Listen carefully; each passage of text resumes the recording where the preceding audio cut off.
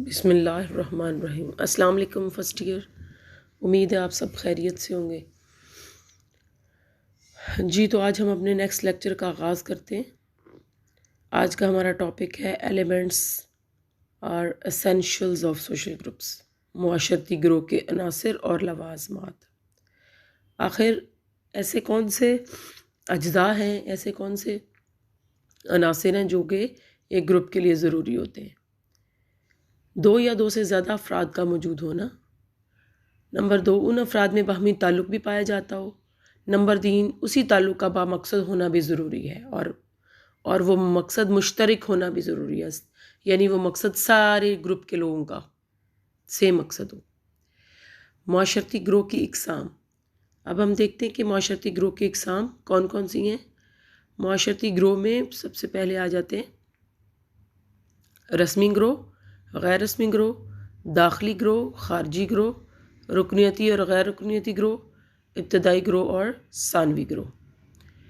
Primary groups या इब्तदाई groups क्या है? इब्तदाई या प्राइमरी ग्रुप्स का तसव्वुर सबसे पहले माहिर इमरानियात C.H. कुले ने पेश किया।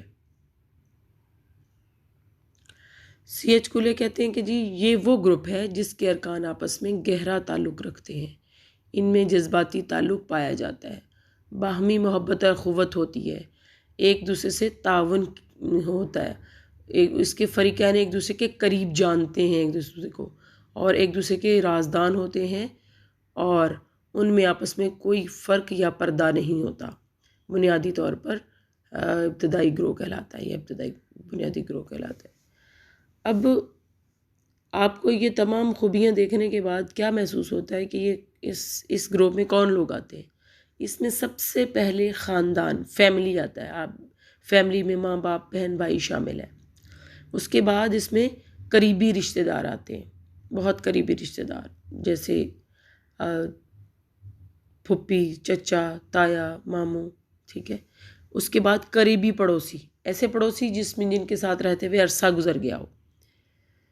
अच्छा, और दीनी बुज़ुर्ग, ऐसे बुज़ुर्ग जिनके साथ कोई ज़हनी तौर पर लगाव हो और रहनुमा भी हो सकते हैं, मुखलिस उस्ताद हो सकता है, दोस्त या क्लास फेलोज़ हो सकते हैं। अब हम देखते हैं जी इब्तदाई ग्रोह की खसूसियात क्या है। आखिर इब्तदाई ग्रोह में कौन कौन सी खसूसियात पाई जाती हैं? ग्रोही सालमियत और हमदर्दी। इस ग्रोह के लोगों में सालमियत, यूनिटी पाई जाती है। उनके अंदर एक दूसरे के लिए मोहब्बत और हमदर्दी का ऐसा जज्बा होता है कि वो अपने ग्रुप के तमाम लोग जो होते हैं वो किसी की भी परेशानी, किसी के भी दुख को वो अपना दुख समझते हैं। इन लोगों में गहरा मेल जोल और बहुत ज़्यादा फ्रीक्वेंटली मुआशरती तौर पर मेल जोल पाया जाता है, खुशी गमी में एक दूसरे के साथ होते हैं।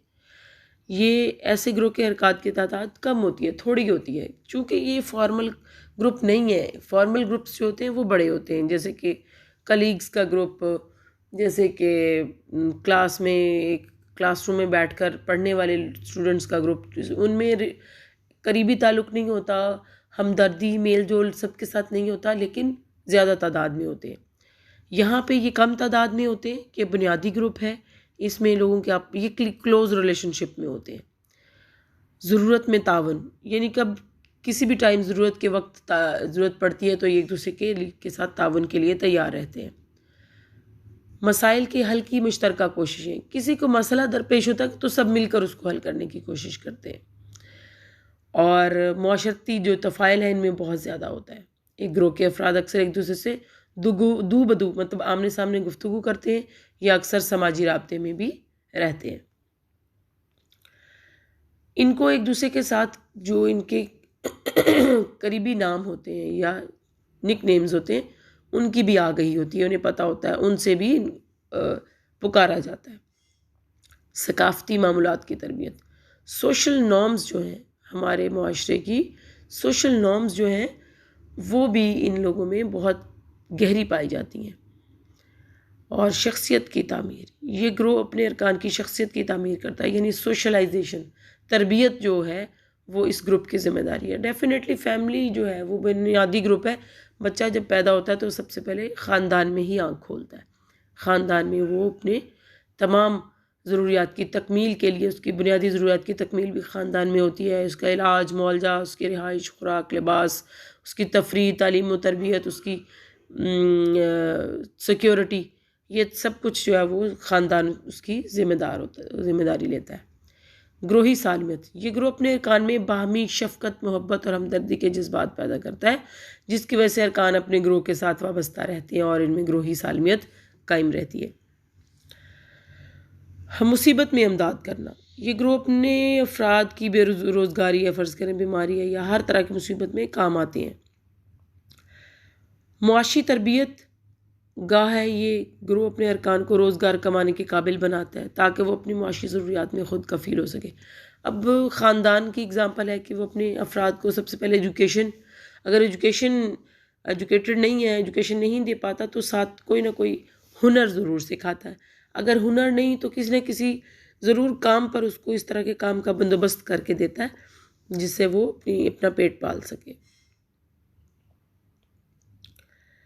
गैर रस्मी समाजी ज़ब्त कहते हैं कंट्रोल को, सोशल कंट्रोल, यानी ये जो बुनियादी ग्रुप्स हैं इनमें सोशल कंट्रोल के लिए हमें फॉर्मल नहीं होना पड़ता, हमें किसी कानून की ज़रूरत नहीं पड़ती, हमें किसी डंडे की ज़रूरत नहीं पड़ती, हमें किसी पुलिस की ज़रूरत नहीं पड़ती, हमें किसी इदारे को इन्वॉल्व करने की ज़रूरत नहीं होती।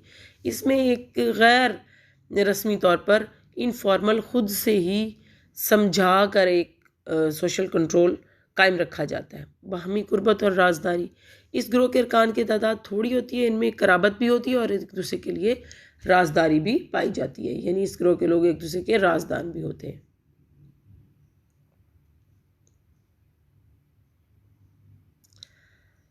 सानवी ग्रुप, इसके बाद हम देखते हैं सानवी ग्रोह।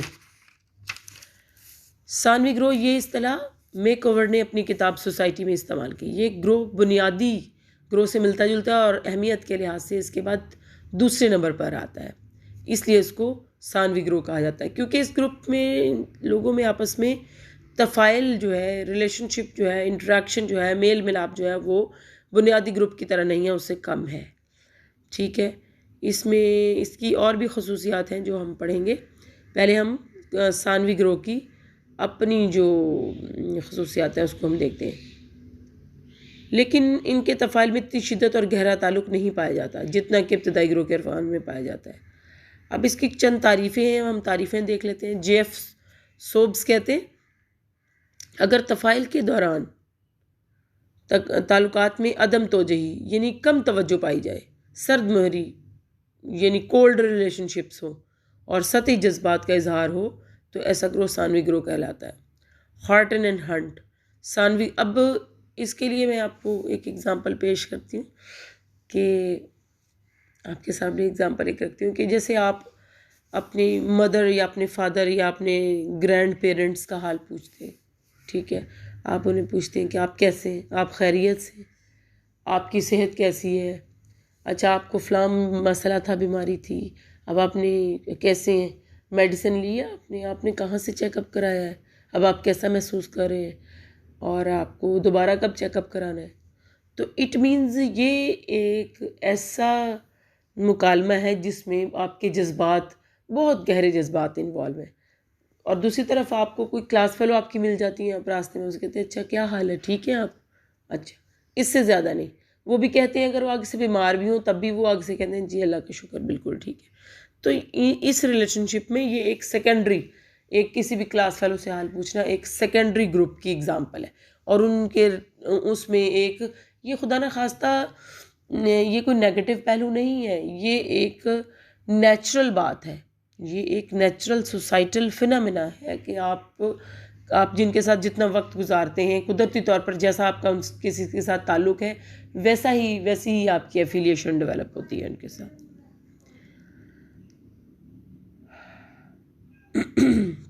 हॉर्टन एंड हंट कहते हैं सानवी ग्रोह के ताल्लुकात गैर शख्सी, महदूद और ख़ास मकसद के हसूल के लिए वक़ूफ़ पज़ीर होते हैं। मिसाल के तौर पर यकसा पेशों से ताल्लुक़ रखने वाले लोग, यकसा ज़ातों के अफराद, मोहल्ले के अफराद, एक क्लास के तलबा, एक ही गाँव या शहर के बाशिंदे, एक ही अंजुमन के अरकान, एक सियासी पार्टी के अरकान और यकसा फ़िरका के अरकान शामिल हैं। ये सारी सानवी ग्रोहों की मिसालें हैं। अब हम इसकी खसूसियात देखते हैं। इनमें इनके ताल्लुकात में सदमहरी या इनमें शिद्दत और ताल्लुकात में जज्बातियत कम पाई जाती है। इनके किरदार जो ग्रोह के अफराद होते हैं उनकी शख्सियत की तामीर में नुमायाँ किरदार अदा नहीं करते, बल्कि जदीद मुआशरों में फ़र्द की शख्सियत का इन्हिसार इन ग्रोहों पर भी मुनसर होता है। जो जदीद मुआशरे हैं जिसमें बुनियादी ग्रुप कमज़ोर पड़ गए हैं, जो बेसिक ग्रुप्स का किरदार ढीला पड़ गया, वहाँ पे सानवी ग्रुप्स भी किसी हद तक थोड़ा शख्सियत की तामीर में किरदार अदा कर रहे हैं। ख़ास मकसद का असूल, ये ग्रोह किसी ख़ास मकसद के असूल के लिए वजूद में आते हैं। फॉर एग्ज़ाम्पल आपका क्लास का एक ग्रुप है या एक सियासी पार्टी का ग्रुप है, तो उनका एक मकसद है, उस पार्टी को चलाना है, उस पार्टी के मामलात को देखना है। आप स्टूडेंट्स हैं, आपका आना बैठना पढ़ना ये आपका एक मकसद है, आप उस मकसद के तहत वो ग्रुप बनाएं। जब वो आपका मकसद ख़त्म हो जाएगा वो ग्रुप भी ख़त्म हो जाएगा। जबकि ये फ़र्ज़ करें फैमिली का ग्रुप है तो उसमें आप जाएं या ना जाएं, आप फ्रीक्वेंटली मिलें या ना मिलें, लेकिन वो ग्रुप ख़त्म नहीं होगा क्योंकि वो बुनियादी ग्रुप होता है। अच्छा, इसमें अरकान की तादाद जो है ज़्यादा होती है, बड़ा ग्रुप होता है ये, क्योंकि मकसद के तहत आप बनता है और बहुत सारे लोग अपने मकासद के असूल के लिए शमूलियत इख्तियार करते हैं। बराह रास्त माशरती तफ़ाइल का फुकदान, इनका जो इस ग्रोह में जो तफ़ाइल होता है, आमना सामना जो होता है, ये इब्तदाई ग्रोह की तरह नहीं होता। इनमें डायरेक्ट रिलेशनशिप या डायरेक्ट आमना सामना कम होता है। सतही ताल्लुकात होते हैं इस ग्रोह के अरकान के, एक दूसरे के साथ सतही ताल्लुकात होते हैं, सतही हद तक जानते हैं। इनको एक दूसरे के निकनेम्स नहीं पता होते या एक दूसरे को बहुत बेतकल्लुफ़ी के साथ, फ्रैंकनेस के साथ बात नहीं करते और राजदान भी नहीं होते। ग्रोह दर ग्रोह, इस ग्रोह के अंदर मुख्तलिफ नौइयत के छोटे ग्रुप होते हैं। जैसे कॉलेज में एक सानवी ग्रुप है। अब कॉलेज के अंदर पढ़ने आने वाले तमाम तलबा का एक ग्रुप है। आगे उनके जो जो उनके सब्जेक्ट्स हैं, उन सब्जेक्ट्स के अंदर जैसे सोशियोलॉजी है, साइकोलॉजी है, इंग्लिश है, उर्दू है, हर क्लास के जो हैं वो एक अलग आगे छोटे ग्रुप्स हैं। और इसके बाद है रस्मी मुआशरती ज़ब्त के ज़राए। इसमें सोशल कंट्रोल जो है वो गैर रस्मी नहीं होता। इसमें कानून ज़ाब्ते बनाए जाते हैं और उनका कवानीन पर पाबंदी ना करने की सूरत में पनिशमेंट भी दी जाती है। और इन ग्रोहों में जो सोशल कंट्रोल है वो रस्मी तौर पर, बाकायदा तौर पर कवानीन के बाद आता है। सानवी ग्रुप कब वजूद में आता है? जब इब्तदाई ग्रोह के अफराद अपनी ग्रुप में दिलचस्पी ना ले पाएँ और उनकी ज़रूरियात उनमें पूरी ना हों, तो एक ग्रोह और ग्रोह बनाता है जो उनकी ज़रूरियात और हाजात पूरी करने का यकीन दिलाता है। ये ग्रोह ख़ानदान से बाहर करीबी अजीज़म या अजीज़ों के बाद कायम होता है, इसे सानवी ग्रोह कहते हैं।